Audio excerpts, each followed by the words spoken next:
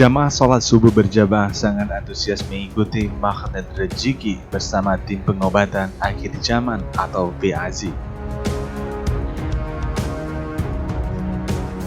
Sekaligus safari subuh berjamaah yang berlangsung di Masjid Al-Hidayah Berada, Kecamatan Siak Kuala, Kota Banda Aceh, Sabtu 10 Oktober 2020. Dalam kesempatan tersebut, koordinator acara Ustadz Muhammad Mahyudi menyatakan, safari kedua di Masjid Al-Hidayah Berada.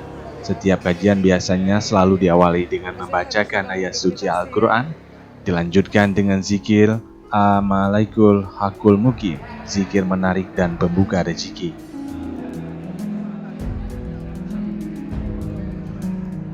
Kegiatan pengobatan terapi PAZ diharapkan para jamaah selalu sehat.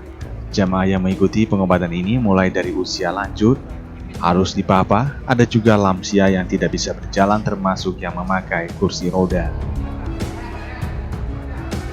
Ustadz Mu'alif Sukardi menyampaikan pentingnya memaksimalkan potensi rezeki.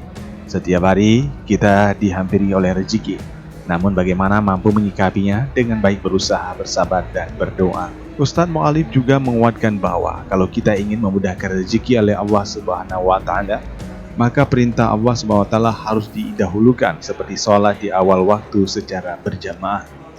Dengan harapan acara subuh keliling ini untuk menghidupkan subuh berjamaah di masjid-masjid di Kota Banda Aceh.